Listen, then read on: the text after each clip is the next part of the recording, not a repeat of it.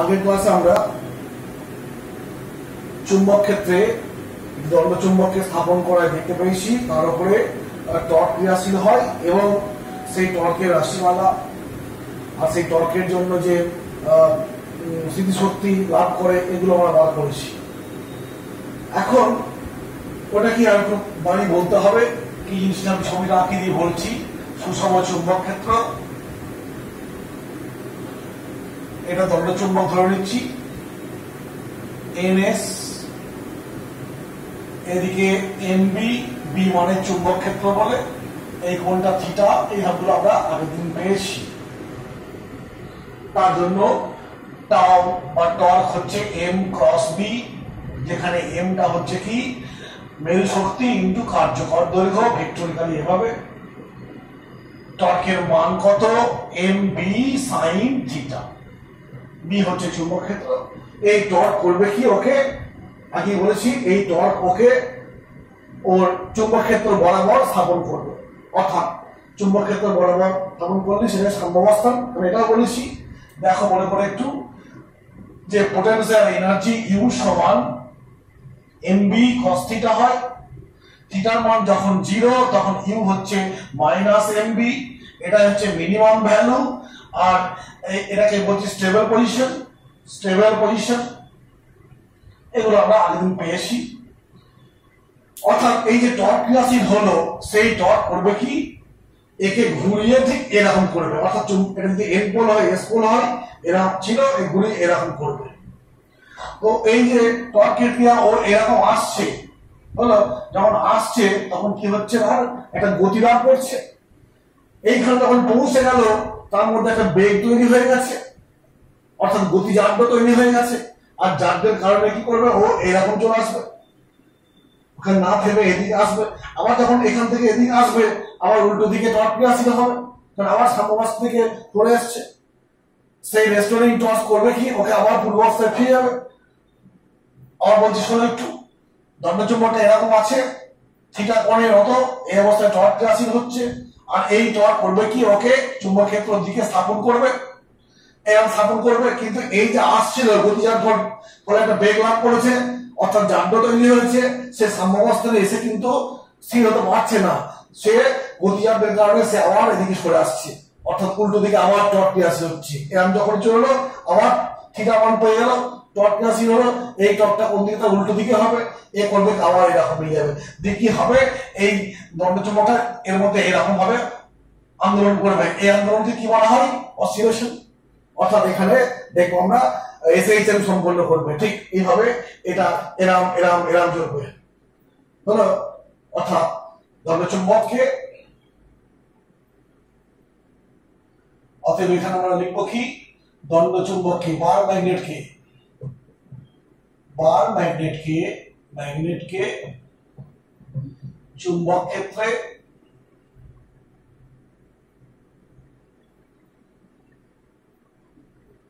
স্থাপন করলে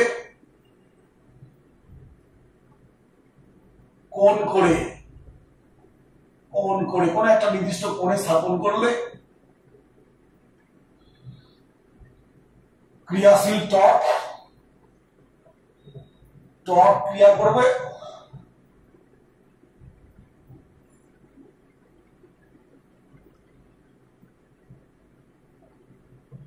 ওহার উপর টর্ক ক্রিয়া করবে। ওই টর্ক কি করবে? ওই টর্ক ম্যাগনেটকে BA দিকে স্থাপন করবে, কিন্তু জাড্যের কারণে বা ডিউ টু ইনার্শিয়া, জাড্যের কারণে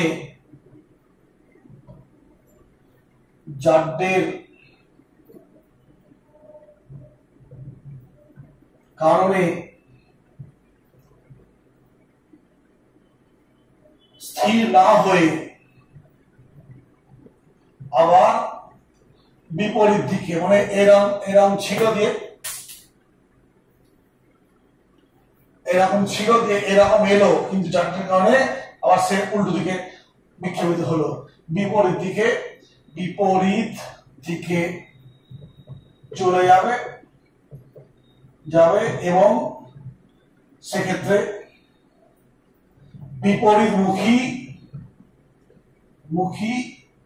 টর্ক ক্রিয়া করবে এবং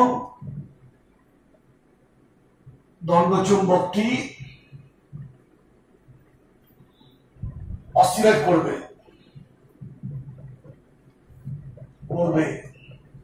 আমরা দেখাবো এই অসিলেশনটা এসএইচএম ধরনের সরল দৈর্ঘ্য টাইপের।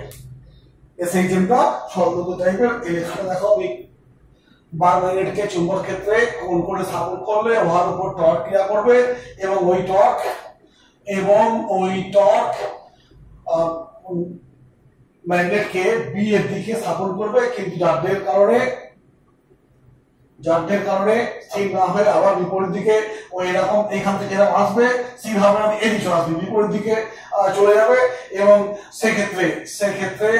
সেক্ষেত্রে বিপরীতমুখী টর্ক ক্রিয়া করবে এবং দণ্ডচুম্বক অসিলেট করতে থাকবে। এইভাবে এরকম ভাবে তোমার এইখানে ছিল, এই এলো দিয়ে এই চলে গেল, আবার এরম চলবে। এই যে গতি হচ্ছে, এই গতিটা তোমার এসএইচএম প্রকৃতির, আমরা সেটা দেখাবো। আচ্ছা, এই লেখাটা তোমার একটু আমি বুঝিয়েছি, লেখার দরকার নেই, ব্যাপারটা বলে দেওয়া হয়েছে। এখন যেটা বলতে হবে যে টর্ক টাউ সমান এমবি সাইন থিটা। টাউ সমান এমবি সাইন থিটা। এমবি টর্কের মান হচ্ছে টাউ সমান এমবি সাইন থিটা। আবার ক্লাস 11 শিখেছিলে সেই মোমেন্ট অফ ইনার্সিয়া, সেখানে দেখবে টাউ সমান আই আলফা। আইটা কি বলতো? আইটা হচ্ছে মোমেন্ট অফ ইনার্সিয়া বা তোমার বাংলায় বলবো জাড্য ভ্রামক। এখানে আইটা তার দণ্ডচুম্বকের জাড্য ভ্রামক, কারণ ইনার্সিয়ার জন্যই তো সে আবার ফিরে আসছে। অতএব এইটা হচ্ছে চুম্বক ক্ষেত্র দ্বারা ওর উপর ক্রিয়াশীল টর্ক, আর এইটা জাড্যের জন্য ক্রিয়াশীল টর্ক। এই দুই টর্ক সমান হয়ে যাবে আই আলফা সমান এম বি সাইন থিটা। অতএব আলফা সমান m B I sine theta. অতএব আলফা সমান এম বি আই থিটা। যদি থিটা ক্ষুদ্র হয় তবে কি লিখতে পারি?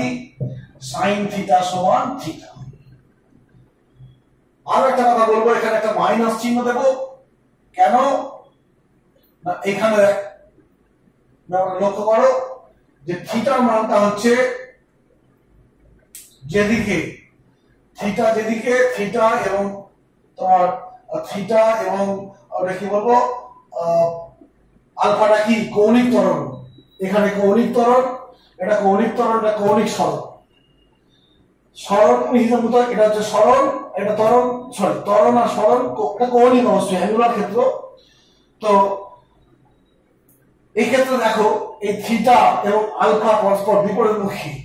থিটা যেদিকে এরকম ব্যাপারটা, যখন থিটা এইদিকে হবে, থিটা এইদিকে মানে এইদিকে হবে, তখন আলফাটা ওইদিকে হবে। আবার যখন থিটা এইদিকে তখন আলফাটা এইদিকে হবে, অর্থাৎ আলফা এবং থিটা পরস্পর বিপরীতমুখী। এবার আলফা সমান মাইনাস, এটাকে আমি একটা ধ্রুবক দিয়ে গুণ করে দেবো, এই হচ্ছে পাচ্ছি। অর্থাৎ আলফা ধ্রুবক, এটা এগুলো সবই ধ্রুবক। এই ধ্রুবকের মানটা কত? ধ্রুবক হচ্ছে এমবি আই। অতএব আলফা হচ্ছে মাইনাস থিটা। এটাই কিন্তু এসএইচএম এর শর্ত। কি শর্ত ছিল? আমরা শিখেছি সরণ সমান, এই ত্বরণ এবং সরণ পরস্পর সমানুপাতিক এবং বিপরীতমুখী। দেখো সমানুপাতিক, মাইনাস চিহ্ন বিপরীতমুখী, এবং এই ধ্রুবকটা আনাচ্ছি। এবং এই যে এসএইচএম সম্পন্ন করবে তার একটা বৈশিষ্ট্য কি? এসএইচএম যখনই আমরা জানতে পারবো সেখান থেকে আমরা টাইম পিরিয়ড পাবো। অতএব এই যে এসএইচএম সম্পন্ন করছে, এরা আন্দোলন করছে, তার পর্যায়কাল time period of the oscillation কি হবে?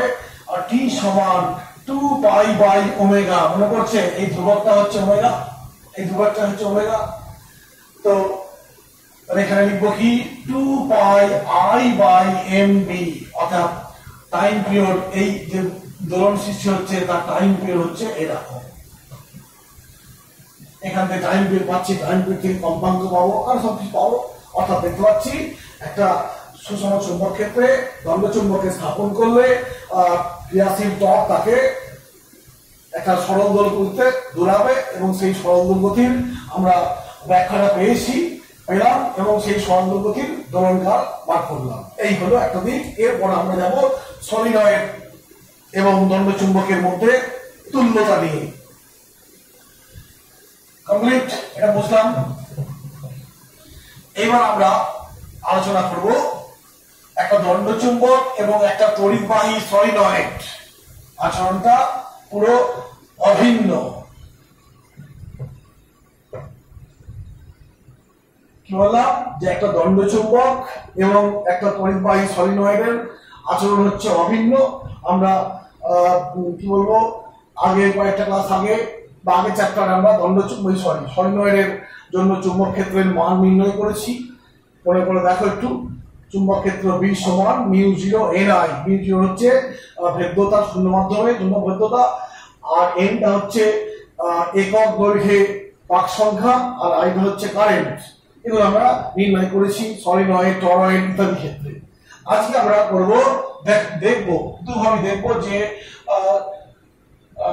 Current carrying solenoid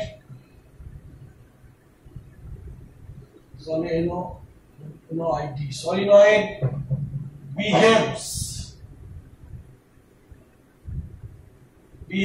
like a bar magnet।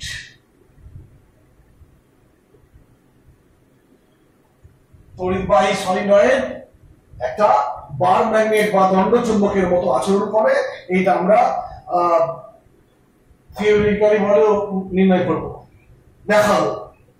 আমরা একটা ক্লাস আগে পেয়েছি যে দণ্ড চুম্বককে একটা জায়গায় প্লেস করেছি, আর প্লেস করার জন্য সেই দণ্ড চুম্বকের অক্ষ বরাবর কোনো বিন্দুতে চুম্বক ক্ষেত্রের মান নির্ণয় করেছি। তারপরে সমদ্বিখণ্ডকের উপরে কোনো বিন্দুতে মান নির্ণয় করেছি, এবং সেই মানগুলো মনে আছে, আমরা একটু পরে লিখবো। আগে আমরা যেটা করছি দেখি, এবং দেখাবো এই সলিনয়েডের ক্ষেত্রেও সেই একই ঘটনা ঘটবে। সলিনয়েডের ছবিটা আঁকি আগে।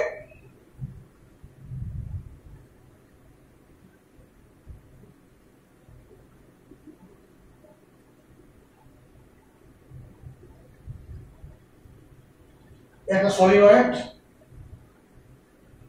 সলিনয়েডটা দৈর্ঘ্য হচ্ছে এরকম কারেন্ট যাচ্ছে, বেরিয়ে আসছে, I মানের কারেন্ট যাচ্ছে। ধরতে হবে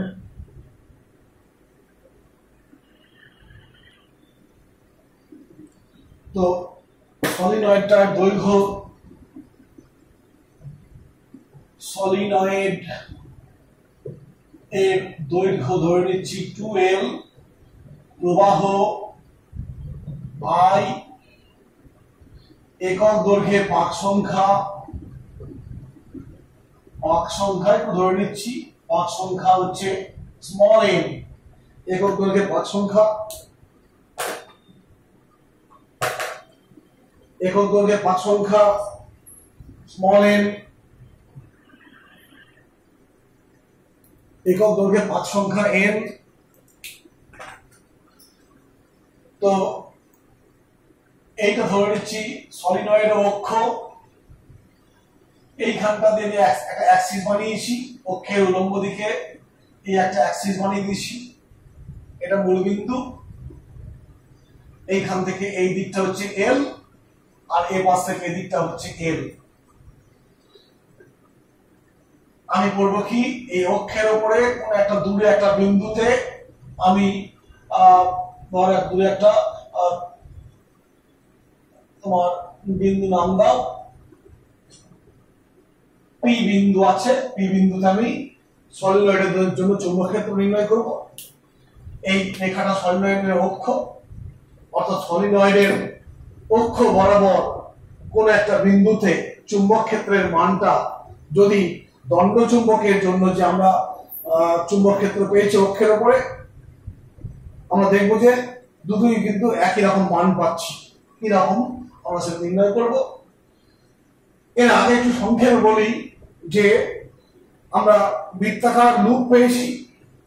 বৃত্তাকার লুপ একটা ম্যাগনেটিক ডাইপোলের মতো আচরণ করে। ডাইপোল মানে কি? ছোট্ট একটা দণ্ডচুম্বক যার দুটো মেরু আছে। এটা আমরা আগেই দেখেছি। এবং সেই লুপের প্রবাহটা যদি ঘড়ির কাঁটার দিকে হয়, সম্মুখ তলে এস পোল সিস্টেমে, তার উল্টো দিকে এন পোল সিস্টেমে, এগুলো শিখেছি। তো আমি দেখো একটু অন্যভাবে বলার চেষ্টা করছি। এই যে আছে সলিনয়েড তৈরি হয়েছে, সলিনয়েডের মধ্যে দিয়ে কারেন্ট যাচ্ছে। তো এই একটা লুপ পেয়েছি, এটা একটা লুপ। তো এই লুপের জন্য আমি ধরছি এরকম ভাবে একটা ছোট্ট মতো বার ম্যাগনেট বা দণ্ডচুম্বক তৈরি হলো, মানে ডাইপোল তৈরি হলো। তার দেখো ঘড়ির কাঁটার দিকে এদিকটা হচ্ছে তোমার সম্মুখ তল। তো ধরে নিচ্ছি এদিকটা এন, এদিকটা এস, যা কিছু হবে। এর জন্য একটা হবে, এর জন্য একটা হবে। এরকম দেখো ছোট ছোট একটা করে চুম্বক দ্বিমেরু তৈরি হচ্ছে। N S, S N, S N, S N, S N, S N, S N, এর হচ্ছে সাইজগুলো একই। দেখো এই ভিতরে গুলো পরস্পরকে প্রশমিত করছে বিপরীত। এর এন, এর এস প্রশমিত করছে এর এন, এর এস। এভাবে দেখো যে আলটিমেট কি হচ্ছে, এই শেষে একটা এস থাকছে আর এদিকে একটা এন থাকছে। অর্থাৎ এই সবটা মিলে কি হচ্ছে, একটা দণ্ড চুম্বকের মতো আচরণ করছে। এই কনসেপ্ট থেকে পাচ্ছি। আবার আমরা থিওরি বই করেও দেখবো যে বিভিন্ন ক্যালকুলেশন থেকে দেখবো যে একটা সলিনয়েড তৈরি সলিনয়েড দণ্ডচুম্বকের মতো আচরণ করে, এটা আমরা দেখব। তো আমি একটা সলিনয়েড নিয়েছি যার দৈর্ঘ্য 12। এটা হচ্ছে মূলবিন্দু। মূলবিন্দু এইখান থেকে এক্স দূরে আমি ছোট্ট এই সলিনয়েডের ছোট্ট একটা অংশ নিচ্ছি, dx। এইখান থেকে এক্স দূরে dx একটা সলিনয়েডের একটা স্লাইস নিলাম ছোট্ট মতো। অতএব এই হয়েছে। এখন এই ক্যালকুলেশনে যাওয়ার আগে আমাকে দেখতে হবে, মনে করতে হবে একটা বৃত্তাকার লুপ, তড়িৎবাহী বৃত্তাকার লুপের অক্ষ এইখানে একটা বিন্দুতে চুম্বক ক্ষেত্রের মান নির্ণয় করেছি আমরা। দেখো সেই কনসেপ্টটা সেই তোমার এরকম ছিল, এটা এরকম ছিল, এইভাবে ভেঙেছি এরকম দিয়ে এই অংশগুলো ক্যান্সেল আউট হয়ে যাচ্ছে আর এইগুলো থাকছে। এইভাবে বার করেছিলাম, মনে করে দেখো একটু। অর্থাৎ একটা বৃত্তাকার লুপের অক্ষের উপর কোন বিন্দুতে চুম্বক ক্ষেত্রের মানটা আমরা পেয়েছিলাম এইরকম পেয়েছিলাম। পি সমান μ0 4 পাই আই 2 পাই, ধরে নিচ্ছি এইটা হচ্ছে এ, আর এইখান থেকে এটার দূরত্বটা হচ্ছে যদি x হয়, তাহলে লিখবো কি a স্কয়ার, আর এখানে ছিল a square plus x square 3/2। এটা মনে রাখতে হবে যে একটা বৃত্তাকার লুপের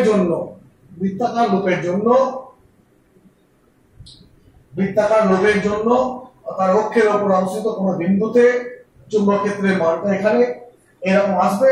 এ হচ্ছে, এটা আমরা আগে ক্যালকুলেশন করে বার করেছি, এটা লিখলাম এই কারণে এই ক্যালকুলেশন করতে সুবিধা হবে।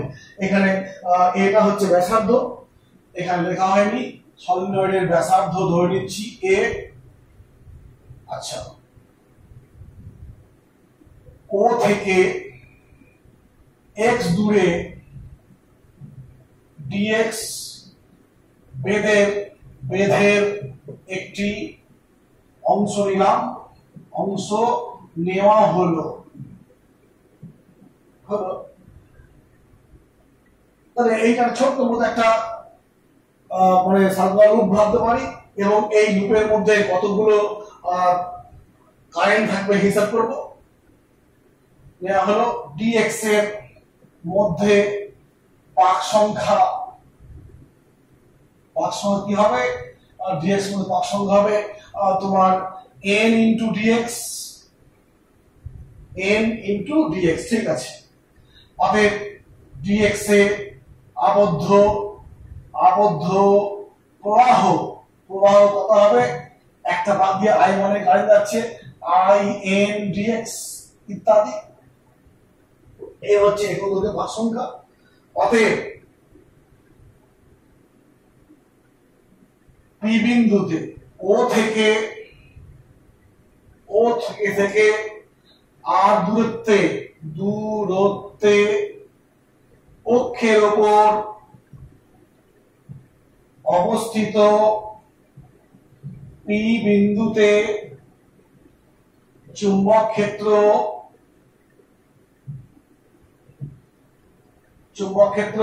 আমরা তো সলিনয়েডের জন্য চুম্বক ক্ষেত্র পেয়েছি, সেটা এই ভিতরের কোন একটা অংশে দূরের কোন বিন্দুতে চুম্বক ক্ষেত্র নির্ণয় করতে চলেছি। তো চুম্বক ক্ষেত্র কত হবে, দূরের কোন বিন্দুতে চুম্বক ক্ষেত্র হবে ডিবি, ক্ষুদ্র অংশের জন্য বলছি। অতএব ও থেকে আর দূরত্বে অক্ষের ওপর অবস্থিত পি বিন্দুতে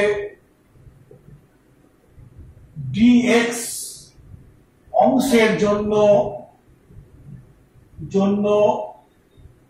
চুম্বক ক্ষেত্র ডিবি সমান, এই সূত্র হেল্প নিচ্ছি। দেখো মিউ 0 4 পাই, এখানে একটা পাকের কথা ছিল আই ধরেছি, এখানে মোট কারেন্টটা কত, আই এন ডিএক্স তারপরে হবে 2 পাই, তারপরে কি আছে এ স্কয়ার, এখানেও ব্যাসার্ধ এ ধরেছি, এখানে ব্যাসার্ধ এ ধরেছি, নিচে লিখবো কি 4 পাই হয়েছে, এখানে এটা হচ্ছে ব্যাসার্ধ স্কয়ার প্লাস এই ক্ষেত্রে লিখবো আর মাইনাস এক্স স্কয়ার, সবটা কি 3/2, সবটা নিয়ে 3/2।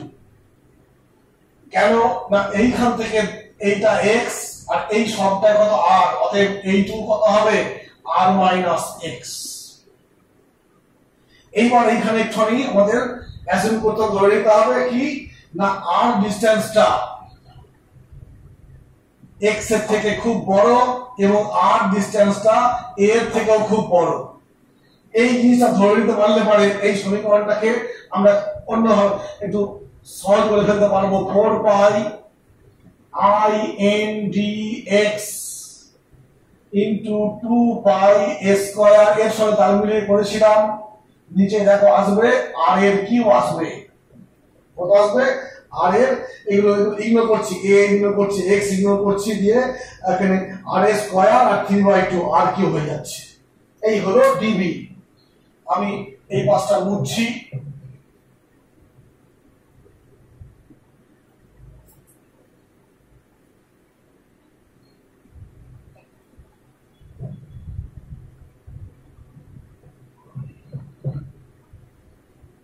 দিয়ে লিখলাম ডিবি সমান এই মতো হয়েছে ভাগ এটা। এখন যেটা বলবো যে সলিনয়েড মধ্যে অনেক পাক আছে, আমরা এক একটা বৃত্তাকার পাক কি হিসেবে কাজ করে, এক একটা চুম্বক দ্বিমেরু হিসেবে কাজ করে, এবং সেই দ্বিমেরুর চুম্বক ভ্রামক থাকবে। অতএব সলিনয়েডের চুম্বক দ্বিমেরু ভ্রামক এম সমান লিখবো, দেখো হিসাব মতো তো এম মানে কি, এম মানে হচ্ছে একটা বাঁকের জন্য I square, I into A square, ক্ষেত্রফলের স্কয়ার, প্রবাহ ইন্টু ক্ষেত্রফলের স্কয়ার। তো এখানে প্রবাহটা কত না 2l দৈর্ঘ্যের সলিনয়েড আছে, একক দৈর্ঘ্যে পাক সংখ্যা n আছে, আর তার মধ্যে দিয়ে আই মানের কারেন্ট যাচ্ছে, এইটা হচ্ছে মোট কারেন্ট ইনটু ক্ষেত্রফল, ক্ষেত্রফল কি পাই স্কয়ার, এইটা হচ্ছে m। দেখো 2l দৈর্ঘ্য, অতএব একক দৈর্ঘ্যের পাক সংখ্যা মানে 2l দৈর্ঘ্যের পাক সংখ্যা কত হবে, এইটা 2l দৈর্ঘ্যের পাক সংখ্যা, এক একটা পাকের মধ্যে দিয়ে আই মানের কারেন্ট যাচ্ছে, অতএব মোট কারেন্টটা হচ্ছে আই দিয়ে গুণ করলাম, এইটা হলো তোমার এই আই কারেন্টটা, আর ক্ষেত্রফল পাই আর স্কয়ার, এটা m। অতএব এই যে এক্সপ্রেশন পেয়েছি এরপরে ডিবি সমান মিউ 0 4 পাই, এইটাকে আমি লিখছি এইভাবে লিখছি, এখানে তো ক্লিয়ার ফেল আসেনি, ঠিক আছে লেখা হোক I N pi A square into DX by R এর কিউব। এটা ছিল ডিবি ক্ষুদ্র অংশ ডিএক্স এর জন্য চুম্বক ক্ষেত্র। অতএব সম্পূর্ণ সলিনয়েডের জন্য চুম্বক ক্ষেত্র কত হবে পি বিন্দুতে? অতএব সম্পূর্ণ সলিনয়েডের জন্য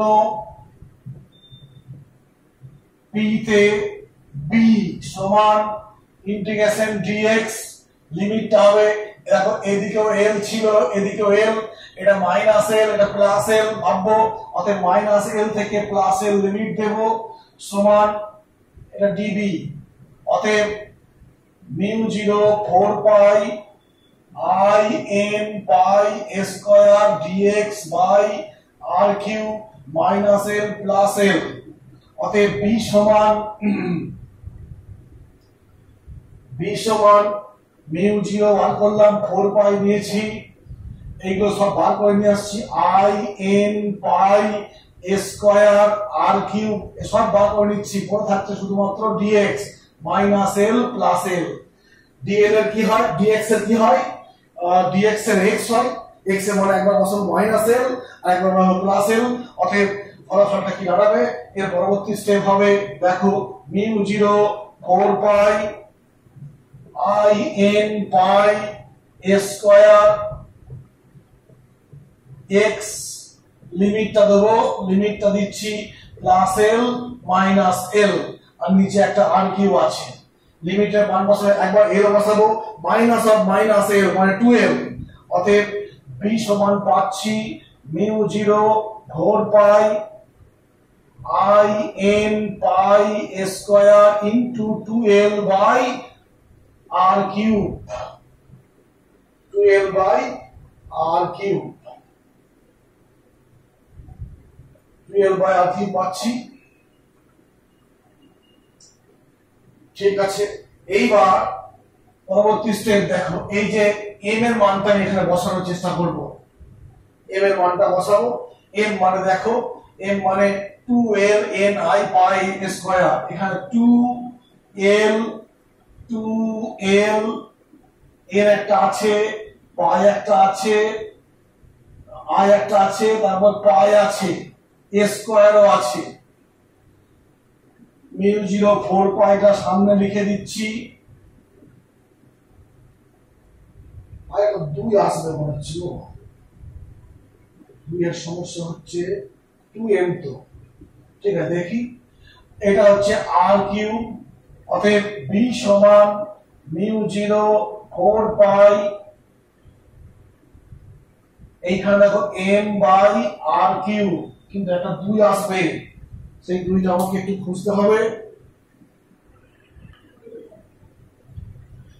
এইখানে দেখো ফার্স্টে আমি একটা 2 মিস করে এসেছি, এইখানে একটা সিঙ্গেল লুপের জন্য ছিল mu 0 by 4 pi I 2 pi A square, এইখানে আমি এই 2টাকে মিস করে গেছি, এখানে 2 একটা থাকবে, অতএব এখানে একটা 2 থাকবে, তার পরবর্তীতেও 2 থাকবে, 2 চলে এলো, এইখানে একটা 2 আছে।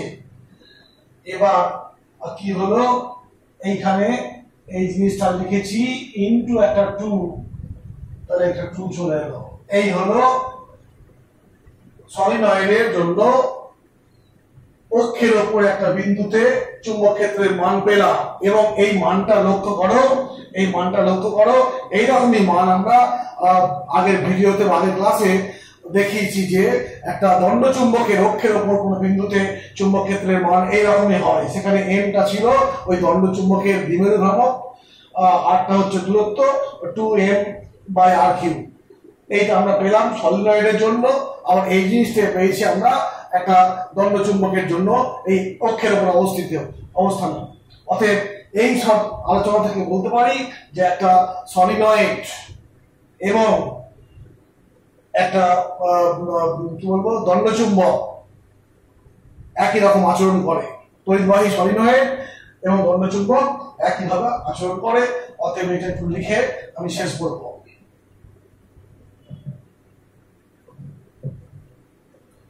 অতএব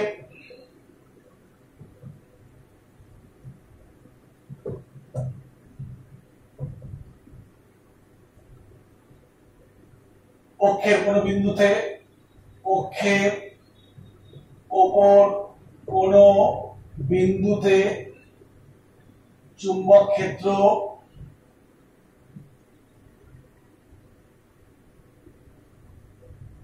সলিনয়েডের ক্ষেত্রে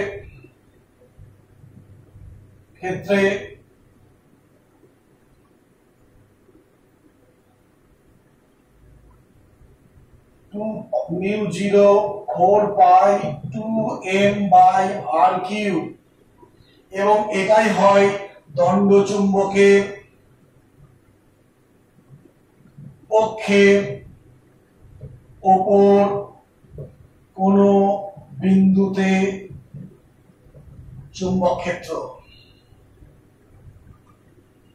হলো অক্ষের ওপর কোন বিন্দুতে চুম্বক ক্ষেত্র, যে আমি কনসেপ্টে পেলাম সলিনয়েডের ক্ষেত্রে এটা, এবং এটাই হচ্ছে দণ্ডচুম্বকের ক্ষেত্রে। অতএব লিখতে পারি দণ্ডচুম্বক, অতএব তড়িৎবাহী সলিনয়েড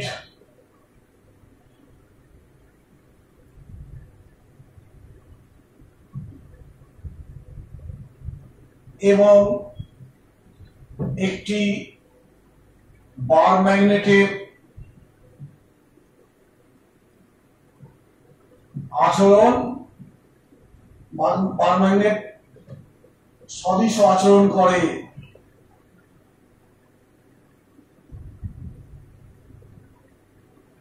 তাই আমরা বলতে পারি যে একটা current carrying solenoid BF like বার ম্যাগনেট। আমরা একটি ছবি দিয়ে একটু আগে বললাম, এইভাবে ছবিগুলোকে করেছিলাম, আর এখন আমরা ক্যালকুলেশন করে দেখালাম যে অক্ষের ওপর একটা বিন্দুতে চুম্বক ক্ষেত্রের মানটা দণ্ডচুম্বকের জন্য যা হয়েছিল এই সলিনয়েডের ক্ষেত্রে তাই হলো। অতএব solenoid, current carrying solenoid BF like বার ম্যাগনেট। এই হলো আজকের আলোচনা, শেষ করছি।